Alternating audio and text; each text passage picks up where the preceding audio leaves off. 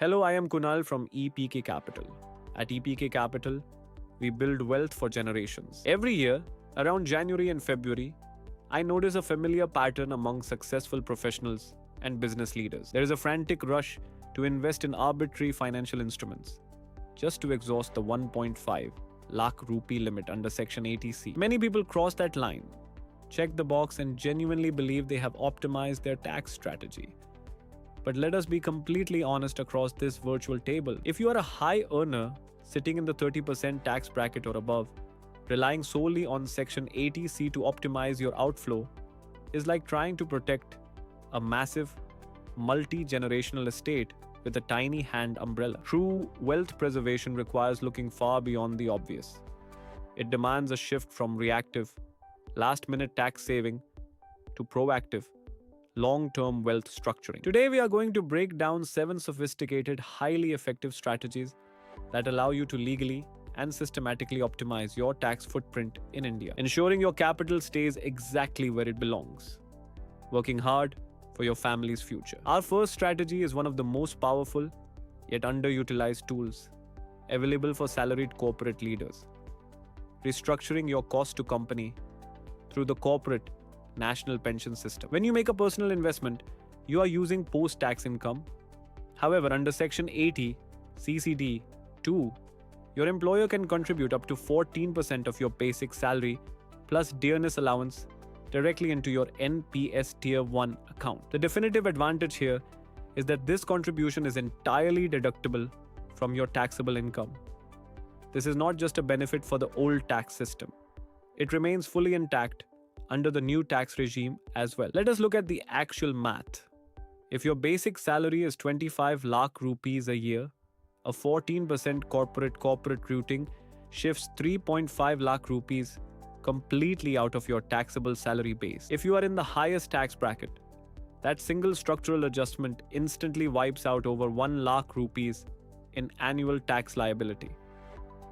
When you combine this immediate relief with the updated regulatory framework, this becomes a highly efficient, tax-free compounding engine. For investors whose financial portfolios and existing commitments mean the old tax regime still delivers better mathematical efficiency, our second point is a vital standalone booster. Section 80 CCD 1B provides a dedicated exclusive window to claim an additional deduction of up to 50,000 rupees per year for voluntary personal contributions made to your NPS Tier 1 account. The crucial detail to understand is that this 50,000 rupee limit sits completely outside and entirely above the standard 1.5 lakh rupee boundary of Section 80C. If you are squarely positioned within the peak tax brackets, making this simple change means you immediately prevent 15,000 to 18,000 rupees from leaving your wealth pool every single year.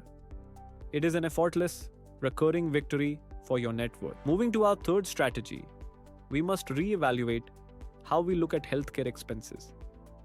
Most affluent families treat health insurance premiums as a minor cost.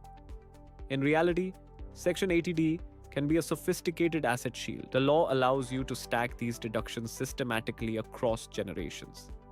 You start with 25,000 rupees for your family. But when you assume the premium payments for your parents, you unlock an additional 50,000 rupees if they are senior citizens. Furthermore, there is a frequently overlooked sublimit of 5,000 rupees dedicated entirely to preventive health checkups. This can be claimed for annual diagnostic tests, even if paid in cash. When mapped out correctly, a family can comfortably claim up to 1 lakh rupees in clean deductions. This simultaneously insulates your core investment portfolios from medical inflation while optimizing your annual cash flows. Our fourth focus area requires a paradigm shift in how we view real estate debt. The traditional narrative emphasizes the 2 lakh rupee interest deduction on home loans under Section 24B for a self-occupied home. To scale your wealth, you must shift your focus toward let out or rented properties. Under current laws, if a residential property is let out, the entire actual interest paid can be claimed as a deduction against rental income. There is no upper ceiling. Additionally, the framework grants you a flat, statutory standard deduction of 30% on the net annual value of the rent to cover general repairs and maintenance, completely regardless of what you actually spend. By utilizing this structure, you can offset high rental yields with your mortgage interest components, effectively reducing your net taxable property income to zero. This transforms a heavy debt obligation into a highly optimized, asset backed tax shield. The fifth strategy addresses the active management of your investment portfolios through annual capital gains harvesting. Multi generational wealth management is a dynamic, year round discipline. Under Section 112A, long term capital gains from equity and mutual funds are completely exempt from tax up to a limit of 1.25 lakh rupees every single financial year. A strategic investor engages in tax harvesting. This means you deliberately sell a portion of your mutual funds each year to realize profits right up to that threshold. And then you immediately reinvest those exact proceeds back into the market. Because this exemption limit resets every April, this process allows you to legally step up your acquisition cost base over time. When you eventually liquidate, your taxable profit margins are dramatically smaller, saving significant terminal capital gains taxes. Point number 6 moves our focus beyond domestic borders.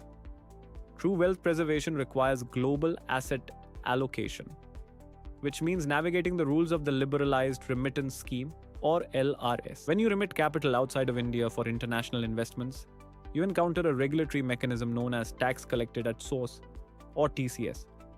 For global investment remittances exceeding 7 lakh rupees, the TCS rate stands at a substantial 20%. It is vital to clarify a common misconception here. TCS is not an additional tax or a permanent penalty.